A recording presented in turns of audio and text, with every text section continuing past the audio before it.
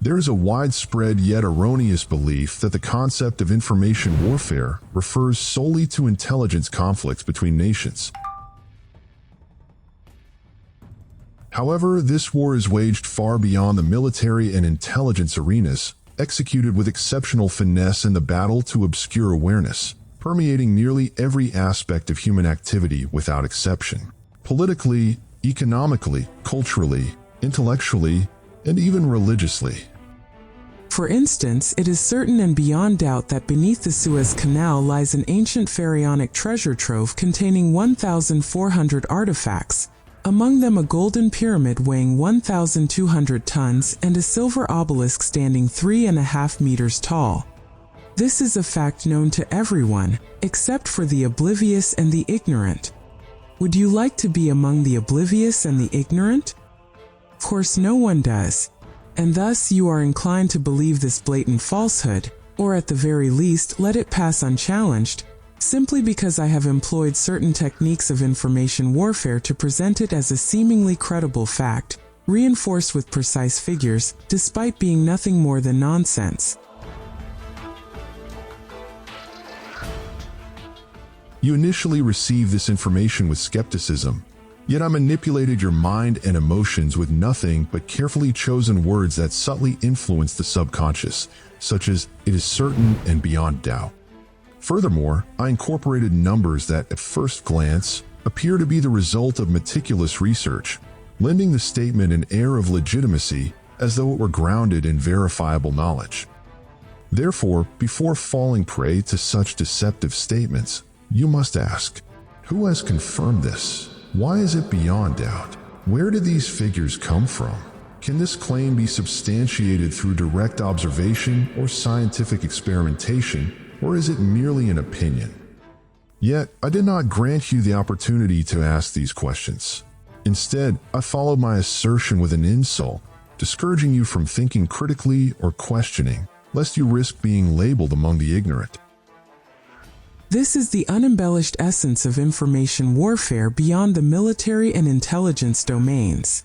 In essence, it is the manipulation of language to target the subconscious mind, employing terms that instill ideas as though they are grounded in undeniable truths, bolstered by precise figures, calculations, and statistics.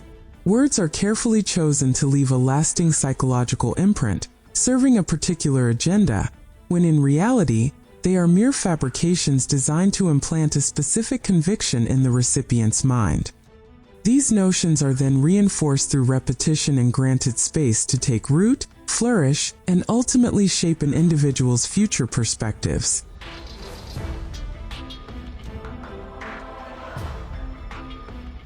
The media consistently employs these techniques to manipulate minds, especially when wielding significant influence, supported by a vast army of parrots who mindlessly repeat the same nonsense over and over, sometimes using innovative strategies such as denial and shock. When you see the media persistently repeating a negated statement, it may be a subtle way of nudging your subconscious to entertain its opposite. Alternatively, it can be a means of playing on emotions, twisting them until they work against you. One of the most famous examples of this is the controversy surrounding the Satanic Verses, a novel that insulted Islam and its prophet. The book sparked outrage across the Muslim world, with demands for retribution against its author, the British Indian writer Salman Rushdie. The uproar reached such intensity that in 1998, Iran's supreme leader Ayatollah Khomeini issued a fatwa calling for Rushdie's execution, offering a bounty of $3 million to anyone who would carry out the sentence. In doing so, albeit unintentionally, Muslims themselves launched a massive publicity campaign for both the book and its author. A similar tactic was used by the cartoonist who published offensive depictions of the Prophet Muhammad, peace be upon him. He employed the element of shock, triggering a form of information warfare that led many outraged Muslims to widely circulate the very images they sought to condemn, repeating them in anger, invoking "May God judge him," unaware that they had unwittingly become amplifiers for the very propaganda they despised. To be clear, defending one's beliefs is a duty that must be upheld through all legitimate means. However, the adversary often capitalizes on the sincerity of those who rush to defend their faith impulsively, grasping the blade instead of the hilt, injuring themselves before they can even wield it against their foe. This is the deception at play. Reckless reaction can turn into a weapon against its wielder, weakening the argument rather than strengthening it, and rendering its bearer an easy target for doubt and distortion. Thus, it is not enough to stand on the side of truth. One must also wield wisdom in its defense. The choice of method is as crucial as the cause itself, lest the enemy seize upon our impulsiveness to shift the balance in their favor. Undeniably, the media is a formidable tool in shaping public opinion and steering societal narratives. It facilitates the spread of misinformation and employs psychological manipulation to direct audiences towards specific viewpoints. Social media further amplifies this effect by fueling controversy through sensational headlines designed to attract attention, often at the expense of the truth. Moreover, the manipulation of images and videos can fabricate illusions or subtly implant certain messages into the subconscious, making audiences susceptible to adopting distorted perceptions without realizing it. This phenomenon grows even more perilous with the proliferation of advanced algorithms, which curate content based on users' past interactions, effectively trapping them in intellectual echo chambers that reinforce their existing beliefs while limiting exposure to different perspectives. In light of this reality, critical awareness among the public becomes an indispensable necessity. Individuals must verify sources of information, distinguish between facts and deception, and resist being swept away by sensational headlines or manipulated imagery without deep analysis.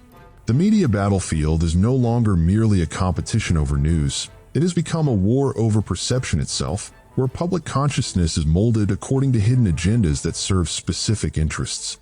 This underscores the need to develop an intellectual immunity against media misinformation and to rely on diverse and credible sources to extract a picture that is closest to the truth.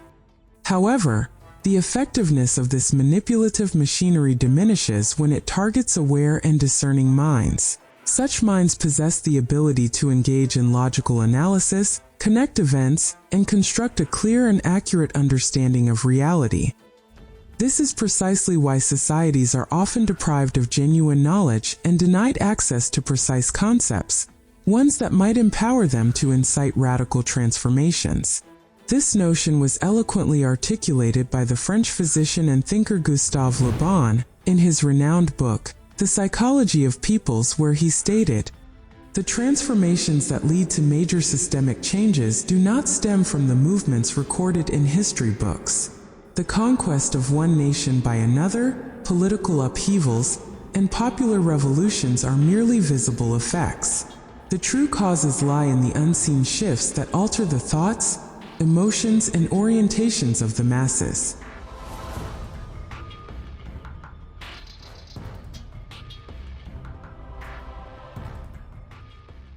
The masses are the true driving force of any society, and whoever masters the art of controlling this force can undoubtedly steer it in whatever direction serves their interests and fulfills their objectives.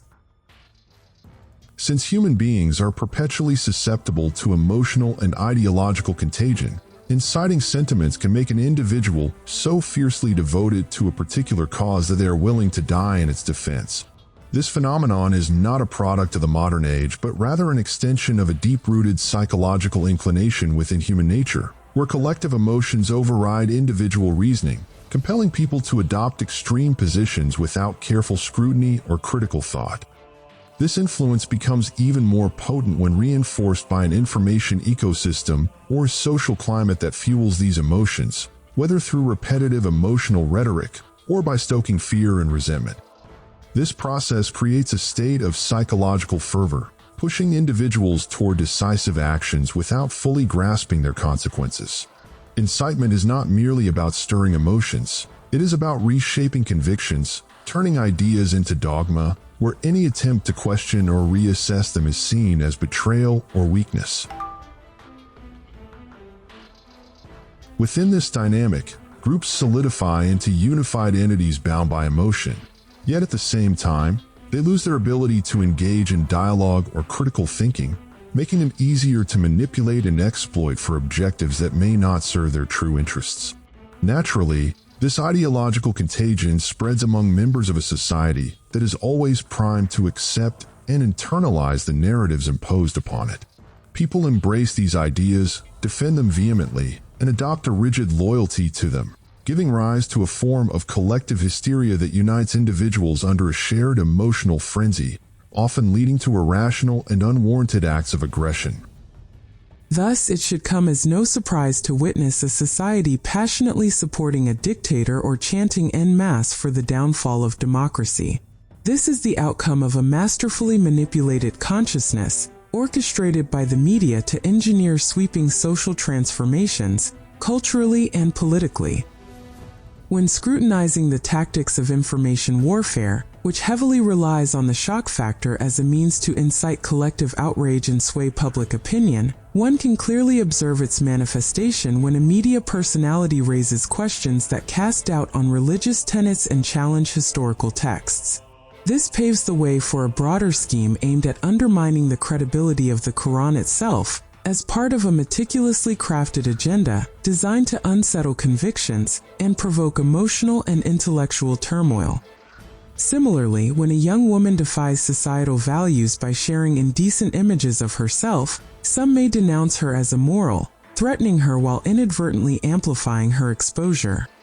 Meanwhile, an opportunistic journalist spews ignorance under the guise of analysis, securing the young woman political asylum in a Western country or bolstering his own notoriety, thus positioning himself for a grander confrontation against minds unwittingly working against their own interests. The wiser course of action would have been to let falsehood perish in silence and allow truth to thrive through remembrance. By ignoring such provocations rather than engaging with them, one denies them the undue momentum they do not deserve. For it is the deliberate or inadvertent media frenzy that lends these incidents a significance far beyond their worth, transforming an otherwise insignificant individual act into a public controversy debated across platforms. Thus, impassioned reactions become fuel for insidious schemes designed to incite discord and preoccupy minds with futile battles. Was it not the case that, in the prophet's time, peace be upon him, poets who rejected his message composed verses mocking and defaming him? Indeed, many did. Yet, why have those poems not endured? Was it because Islam prevailed and selectively erased them from historical records? While this assertion may subtly imply bias, it remains a plausible explanation. However, the true reason is that the early Muslims were not intellectually feeble. They recognized that disregarding falsehood strips it of its power. Thus, they did not afford slander more significance than it deserved, nor did they unwittingly act as its promoters. As a result, those defamatory verses faded into oblivion, surviving only as relics of weak arguments and feeble rhetoric, while the words of truth alone stood the test of time, resonating across generations.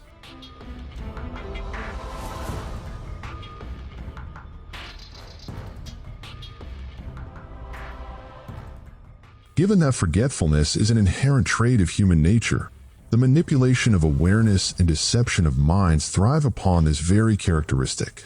People are quick to overlook countless achievements in the face of a single misstep or even a statement deliberately misconstrued. The adversary seizes upon such lapses, magnifies them, and weaponizes them in an information war against a once trusted figure, rendering them unworthy of confidence. Thus, the truth is systematically eroded, and its bearers are discredited in favor of an army of deceivers, leaving the source of righteousness obscured amidst a cacophony of falsehoods. For instance, the renowned Islamic thinker Sayyid Qutb is often quoted as saying, "The Islamic nation must undergo rebirth, and birth necessitates labor, and labor is accompanied by pain." However, since history is penned by the victors, his words have been distorted, and the public, unwilling to investigate for themselves, have surrendered their judgment to the interpretations of others. Consequently, this gentle intellectual, known for his enlightened thought, has been misrepresented as the founding figure of terrorism, the ideological patron of extremist factions, and an advocate of violence and radicalism. His invaluable writings, which are rare intellectual treasures, have thus been relegated to the forgotten shelves of history. Thus, the intellect is stifled and awareness is stripped away, for we fail to remember that all human beings err and succeed in equal measure, and that no one is above critique. In this way, the true source of knowledge is lost, replaced by the ignorant and the parrots who merely echo hollow rhetoric.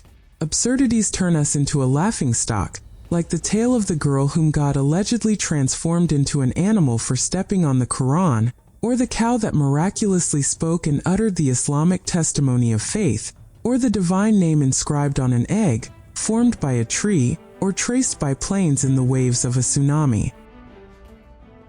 Exalted is God above such trivialities. He is far greater than these superstitions, and he does not require such fabrications to prove his existence. Your adversary knows this well, yet deliberately drags the discourse into the realm of myth as part of the information war, diverting it from its true essence. He constructs endless backdoors through which he infiltrates your mind, manipulating your perception and concealing the glaring truth behind ever-evolving tactics and an unrelenting psychological battle. And yet, his greatest fear remains knowledge itself. Do not expect him to grant you access to it.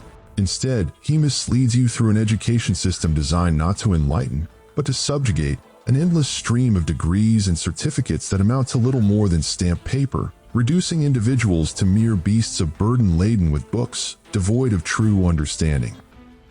His objective is not to cultivate free thinkers capable of critical reasoning, but to produce minds conditioned to memorize rather than comprehend, to chant slogans without grasping their meaning. Thus, he designs curricula where the most profound questions remain conspicuously absent, occupying minds with superficial matters that drain their energy without offering insight. He fabricates a society drowning in trivial details, blind to the essence of truth, and erects an educational system that breeds only followers adept at compliance. But those who dare to see beyond the veil, the rare minds capable of independent thought, pose a genuine threat to his order, an order that thrives only in the shadows of ignorance.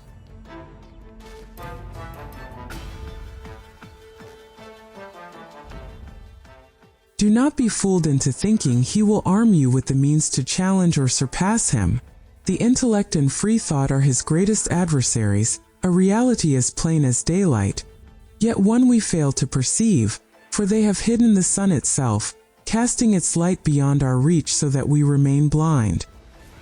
Thus, the chasm between the awakened and the slumbering minds widens, and the boundaries between illusion and reality blur, until distinguishing between the two becomes nearly impossible.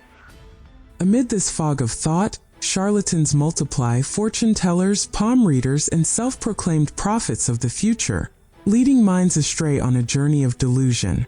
People become engrossed in astrology, energy healing, and the supernatural, all distractions meticulously designed to sever them from reality. Thus, the collective intellect is rendered fragile, easily manipulated, as masses are deceived into believing they possess knowledge while drowning in illusions crafted to distance them from true awareness. In this state, the media exerts absolute dominion over their minds, fabricating imaginary enemies and concocting false causes, luring them into battles that serve only the unseen puppeteers who wield control from behind the curtain. The crowd becomes a herd, easily led by those who excel in stirring emotions rather than engaging intellect. The foolish are exalted as leaders, while free thinkers are vilified as adversaries. Truth is obscured, deception is embraced, liars are celebrated, and the honest are condemned. The masses, blinded by manipulation, forge idols of paper and follow leaders who march them toward ruin. Despite humanity's scientific and technological progress, it continues to stumble into the same trap, cheering for those who rob them, defending those who enslave them, and waging wars on behalf of those who strip them of their freedom. For instance, In Nazi Germany, as Hitler drove 80 million Germans toward famine and destruction, they chanted in unison, Heil Hitler. At the time, Joseph Goebbels, the infamous Nazi propaganda minister, uttered a single sentence that encapsulated the entire predicament. Whenever I hear the word culture, I reach for my revolver. Are you beginning to grasp my point? Are you still wondering why this man speaks with such relentless verbosity? Do not be hasty. The tunnel stretches long before us. We have not even opened the door yet.